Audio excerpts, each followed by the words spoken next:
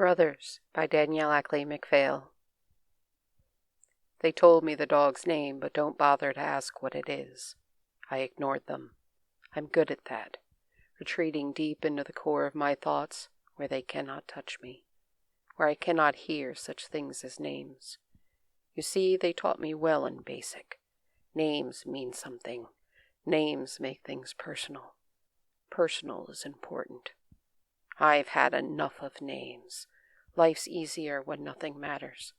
I turn it off the way I've been trained.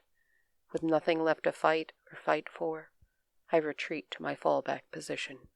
I fill my world with the faceless, the nameless. I can ignore what doesn't matter. I tell myself that's everything. Buried deep in my heart, a still, small voice calls me a liar. Me, I tell it to shut the fuck up. The soldier sat in the center of the room, back straight, flat eyes staring off into the middle distance, arms folded carefully in his lap so that no portion of his body touched the frame of the power chair any more than necessary. Other than the occasional tick across the blade of his cheek, and breath so shallow it barely expanded his chest, the man did not move. Just outside of kicking range lay a golden retriever, body position projecting non-aggression as his eyes remained locked on the soldier's face. Mirroring the man, the dog scarcely moved, but for anxious little twitches of its brow. Occasionally, a faint whine escaped to jar the silence. It was impossible to tell which of them it came from. Two men stood just outside the hospital room, watching its occupants through an observation monitor mounted beside the door. One wore captain's bars on the collar of his lab coat. The other had an eagle tacked to his chest. "Permission to speak freely, sir," the doctor asked. The colonel's brow flattened in a foreboding manner, but he nodded. "Are you certain about this, sir?" His superior's forehead dipped lower into an actual frown as he turned sharp eyes onto the doctor. "Captain?" "I'm sorry, sir, but that man hardly seems a viable candidate for a service dog. Sure, he needs one, but I see no sign he has any interest in improving his standard of living. Hell, to be frank, sir, I don't see he cares much about living at all. He won't even sign the release for the basic prosthetic enhancements that would get him out of that chair, let alone the advanced limb regeneration you brought me on for." The doctor braced himself and pushed on despite the colonel's darkening expression. "There's not one damn thing I can do for him without his cooperation. When I think of how many soldiers are still waiting to rebuild their lives, men and women who are desperate for a chance like this." His voice trailed off, and only by extreme effort did he keep from gulping back his unspoken words. The colonel pivoted and stepped into his personal space. "And if that was you in that chair, would you want us to give up on you because your head wasn't in the right place?" Shame drained the doctor's cheeks of color. His back straightened, and he gave a sharp shake of his head. "We don't give up on our own, Captain. Is that understood? In my infantry days, we shouldered our brother's burden when he struggled to press forward. This is no different. There are two heroes in that room, and neither one of them deserves to fall through the cracks because someone else didn't have the patience to give them time to sort themselves out." "But he won't even acknowledge the dog." The doctor's frustration overcame his sense of military protocol. "We're wasting everyone's time." "Sir, if we give up, we've already failed." In the distance, the sound of mortar rounds and soldiers screaming grows louder. Gunfire shreds the air. My arms jerk, struggling to raise an absent rifle and return fire. What's left of my legs burn with the need to run. Toward the fighting, away? Who can say? Neither one is possible. My jaw clenches tight enough I swear I feel the teeth shift in their sockets as my head falls back. The memories of combat claw their way along every nerve until my body shakes with equal violence. If my chest held any breath, it would have machine-gunned out in sobs. Good thing the flashbacks leave me breathless. A familiar ripple runs up the edge of my jaw, jarring me out of the nightmare. I lay there, stunned, as a gentle but urgent woof whispers across my bone jack. the subvocal communications device the military had embedded in my jaw. I didn't realize the dog and I had anything in common, let alone military-issue hardware. I'm so stunned that I scarcely realize I've sat up, the first I've done so on my own since being dragged in pieces off the front line. My gaze scans the semi-dark of the room, and I scowl as I realize I can't locate the dog. And then I hear it. A low thud rises repeatedly from the floor beside my bed. I drop down to the pillow with a snarl and turn my back to the sound. I tell myself a tail wag in the dark is nothing, and I bend my will to pushing the memory of the dog's face from my thoughts, even as the thudding lulls me to sleep. The doctor gritted his teeth in frustration as he came onto shift. He had put years into perfecting his skills, and each day of this assignment only drove home how those skills were being wasted. He hid his resentment behind a professional expression and approached the nurse's station. "Good morning, doctor." The day nurse greeted him as she handed him a digital tablet already displaying data from the night before. "We've had some progress. Biometrics indicate a more restful night. Only one nightmare and a couple of minor episodes. The lieutenant even sat up briefly around 2 a.m., unassisted." The doctor humphed beneath his breath. Progress or anomaly? He stepped to the monitor outside the lieutenant's door.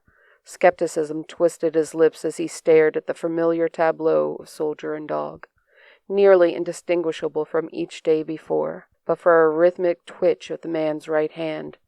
It appeared as if he fought a subconscious impulse to reach for a sidearm. The remote biometric scanners embedded beneath the soldier's skin fed a steady stream of data to the monitor. Based on the elevated adrenaline and cortisol levels, paired with increased activity recorded in the amygdala and hypothalamus, a flashback gripped the patient, the twitch the only outward sign. A faint frown bowed the doctor's lips. He reached for the monitor controls, ready to administer a fast-acting sedative via the subdermal implant should the lieutenant exhibit violent behavior. As the doctor's fingers hovered over the hotkey, he spied movement on the monitor. Instinct shouted at him to jab the control, releasing the sedative, until it registered that the movement came from the dog. Slowly it rose until it sat back on its haunches, eyes still locked on the soldier's face. The dog barked sharply, abrupt, jarring in the silence of the room, even through the speakers. It was a no-nonsense bark, not aggressive, not playful. Stern, the doctor would have to say, if anyone asked, like a good squad leader bringing a soldier in line. The lieutenant jerked and briefly seemed to focus, his eyes tracking with precision on the dog. They stared one another down for several long moments until the soldier scowled. The dog merely stared calmly back, slowly swishing its tail against the tile floor.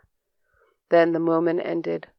The dog lay down, and the soldier went back to staring off into space, his hand no longer twitching towards a holster that wasn't there. The doctor stepped away, feeling something akin to embarrassment, as if he spied on something private. Pensive, he went about his rounds, his inner cynic refusing to put much store in the incident, while his inner optimist cheered. I wake up to the stench of blood, cordite, and piss, and I'm damned if I can tell if the smells are real. All I can be certain of is the silky head wedging itself beneath my shaking hand. I yank my fingers into a fist, pulling away, only to have a moist tongue swipe lightly across my knuckles. Jerking myself upright to get further away, I glare into the gloom, my eyes slowly adjusting to the low light of the one remaining monitor, as my chest continues to heave in the aftermath of night terrors. A subtle shift in the texture of the darkness to my 9 shows me the dog's position. The edge of the bed completely obscures its body, all except for the head. I can just see the outline of its muzzle resting on the mattress. I growl primal and deep from my belly, warning it away from my territory. An all-too-human sigh answers my aggression, followed by a soft thud as the dog lays back down on the floor, nails gently scraping against the tiles as it curls up in sleep. Something that might be guilt twists in my gut. I shut it off, crushing the blankets in my fist as I hump my ass forward until I drop flat to my back. Pain sends shards across my vision as rough institutional-grade cotton strafes across what's left of my legs. I'm glad of it. The pain feeds the anger, kills any other emotion that dares raise its head. Just as well. I refuse to feel grateful to a fucking dog. That's what I tell myself as I pursue sleep with the same grim determination with which I used to approach an enemy line. "Do you see that?" The colonel greeted him as he came out of his patient's room. The doctor pivoted, expecting to see some monumental change, some sudden breakthrough between the time he turned to leave and when he walked through the door. His eyes, doubly trained for observation, spied nothing. "What, sir?" The colonel's head slowly nodded with satisfaction. "The dog. He's lying closer." Dumbfounded, the doctor watched his superior stroll away. I wake in the night to the sound of whimpers, and for a humiliating moment I think they're coming from me. Shame sends the bitter taste of bile surging to my throat. When I hear a sudden thrashing from beside the bed, I know for once the weakness is not mine. Not for the first time I curse that I'm no longer equipped to kick. Nearly as frustrating is the realization that there's nothing within reach I'm willing to throw, given the impossibility of independent retrieval. I lie there, glaring at where I know the ceiling to be. I won't allow myself to feel enough to be angry or annoyed.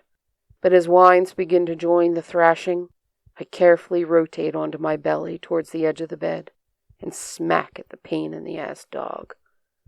My hand comes down on its flank, tangling in long, sweaty strands of hair. How the hell does a dog manage to feel clammy? My instinct is to yank, but what I feel beneath that coat startles me. By touch, I identify a familiar texture, knots and ropes of intruding scars where smooth muscle should be. The flesh beneath my fingers shudders, involuntary movements that I myself suffer. The dog's jaw snaps at the air, but nowhere near my hand. As he continues to cry, I realize the sounds are again subvocal, transmitting across my bone jack. I don't want to feel kinship. I don't want to feel a thing. And yet my hand, of its own accord, strokes the damn dog, and that fucking voice, deep inside of me, hums with satisfaction as the thrashing slows, then stops, and no more sounds ripple across my jaw to echo deep in my ear. For a moment in the dark, I leave my hand resting on the dog's flank to feel the returning warmth, finding peace in fighting off nightmares, even if they aren't my own. Then I flinch as I realize what I'm doing. I shove away from the connection and roll over onto my back. I commence glaring up at the ceiling as I tell myself I am not listening for the sounds of returning nightmares, the way I'd been trained to listen for covert activity on patrol. I have my own demons to battle. The dog is on its own. An orderly with corporal markings on his collar grabbed the next chart in his assignment slot. He sighed as he saw the patient, not that it surprised him. New to this posting, he drew the shit assignments, and this was the worst one. Time to take the lieutenant to his therapy session. Man, this one is screwed up, the orderly thought. He had to wonder why they didn't house him in the psych wing to begin with. The routine was already too familiar. Wrestle him into the chair and escort him down the hall. Leave him for an hour in the head shrinker's office, then back again. And never once did the guy even blink, let alone spill his guts. It was like that sometimes. The bodies came home, but the spirits remained trapped on the battlefield. Time to go for a ride. He started to manhandle the patient into his chair. It was no easy task. Even with bits of him missing, the guy was dense, heavy with muscle not yet gone soft. On top of that, the orderly suspected he purposely went dead weight, making the task harder than it needed to be. The soldier hissed as his left stump smacked into the lowered bed rail, but made no effort to cooperate, his gaze still fixed on nothing. Those facial muscles tensed, and a faint hint of satisfaction seemed to gleam deep in his eyes. The orderly cursed and struggled to pull the soldier closer to the chair. "Come on, man, cut it out and help me out here." Again, completely unintentional, flesh met metal. Suddenly the orderly froze as he felt pointed teeth pierce his scrubs, though not his flesh. He looked down to find the dog's jaws gripping his ankle. A rumbling growl slowly filled the room. Before he could react, the door opened and the doctor hurried in, a second orderly behind him. "Sergeant, stand down," the doctor ordered. The first orderly looked up, confused, until the jaws gripping his ankles released. The dog sat back at attention with a slight snarl curling his muzzle, but made no further sound. The doctor shifted his gaze towards the bed and continued, this time more sternly. "Lieutenant, get into the chair." As he spoke, the second orderly came around the side of the bed to assist. He wasn't needed. The soldier set his jaw and jerked away from the orderly's grip. He pivoted on the edge of the bed and yanked the wheelchair so he could slide over the back into place. His arms went taut with the effort, and his movements were the slightest bit awkward but capable.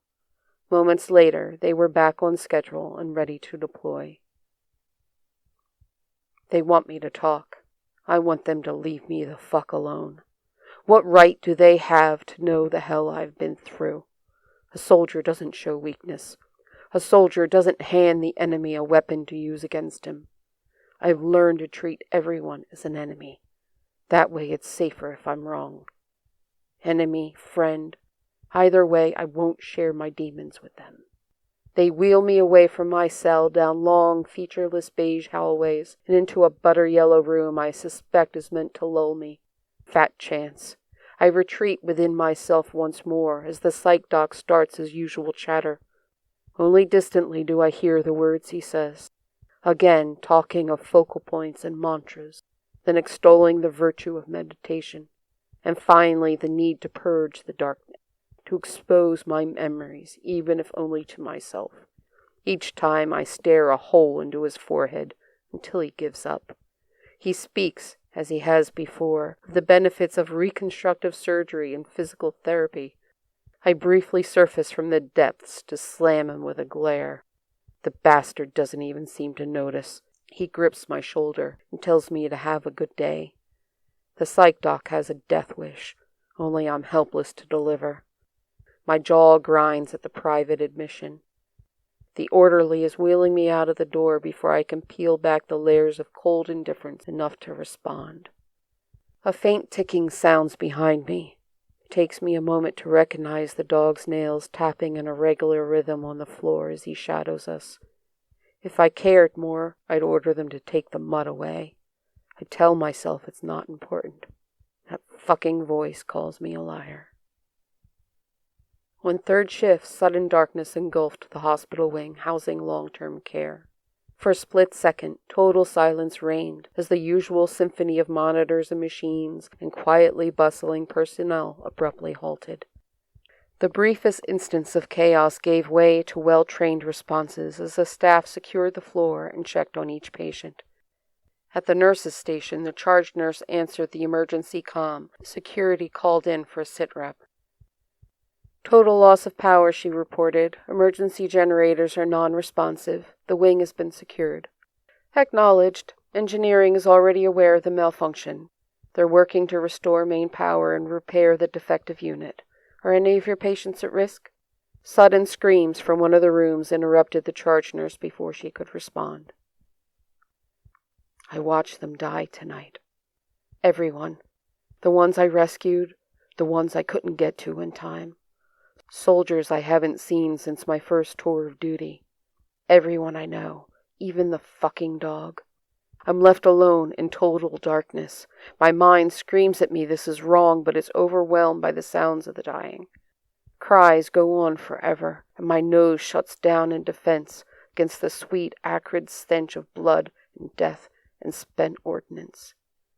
There's a sound to my 3 o'clock, a faint click, followed by the careful steps of soft-shod feet making an effort not to be heard. My combat instincts go on alert. Muscles tense and my breathing drops into a steady, ready rhythm. I curse the dark, even as my hindbrain tries to tell me there should be light. A faint glow instead of unending black. More noises come across the intervening distance, distracting me from what should and should not be. Without thought, I slowly edge myself up, bracing for attack. The sounds of the line gradually filter through the background. A growl rumbles across my jack. I run the blade of my hand over the ground, looking for my rifle, a grenade, hell, even a pistol. But I'm left with only my hands. I move to crouch, ready to launch myself at the enemy creeping up. Something doesn't feel right. My balance is off. I try to compensate, only to fall backward, my head thudding against something hard and metallic. I catch myself before I land on my back again. There's a gasp in the darkness as I shake my head to clear the fog. The intruder hurries forward, no longer making an effort to be silent. My jaw clamps down and my fingers curl into powerful claws. I feel capable of tearing muscle from bone. As the darker patch of shadow moves closer, there's a faint glimmer, low like the moon's reflection or a shielded light. I bunch my muscles to launch myself at the target. My lips twist in a silent snarl as a battle cry builds in my chest, ready to be unleashed. I don't forget that everyone's dead, that I'm alone to face this unknown enemy. One of how many? As I push off, I let loose a roar. Even as a piercing feminine shriek rises from mere feet away, something comes at me from the opposite side. I fail to counteract the assault as my attacker slams across my chest from low into my left. I'm thrown back, a heavy weight pinning me to the ground, much softer than it should be. First comes a sharp, commanding bark. Then warning growls rumble beside my right ear. What seems like a supernova explodes the darkness as a distant thunk and whir penetrate my haze. The monitor beside what I now realize is my bed flares to life, revealing one of the nurses, pale and trembling in the sudden glow. Behind her, several orderlies hurry through the door. I barely notice as my eyes lock on the damned dog weighing down my chest. Slowly, the dog angles its head till its eyes lock with mine. If I look past the fur, it's like looking into the mirror. The ghosts of familiar horrors drift behind its gaze. His gaze. He doesn't make another sound. He doesn't have to. My heart stutters as I realize what I've almost done. My hands come up reflexively to wrap around the dog, clutching him to my chest as I accept the truth. He saved her. He saved me. I recognize the power of names, even as my heart calls him brother. My head drops back on the flattened pillow, and I struggle to breathe as the woman scrambles from the room, completely forgetting whatever brought her into the devil's den to begin with. I wait for the sound of the orderlies filing out behind her. I wait for what I know I must do, though my instincts scream no. They want me to talk, so I talk, but not to them. I lay there in the darkness, with a warm mound now stretched out beside me. Absently, I stroke the dog's gnarled flank, and his tail gently thumps the bed. I don't make a sound anyone but the dog can hear. Instead, over the bone jack, I whisper the horrors I've seen, done, been unable to prevent. I admit my sense of helplessness, my feelings of failure. The pillow is drenched with tears beneath my head as I battle for my life. Pain pours from my heart like blood from a wound, cleansing, healing, purging.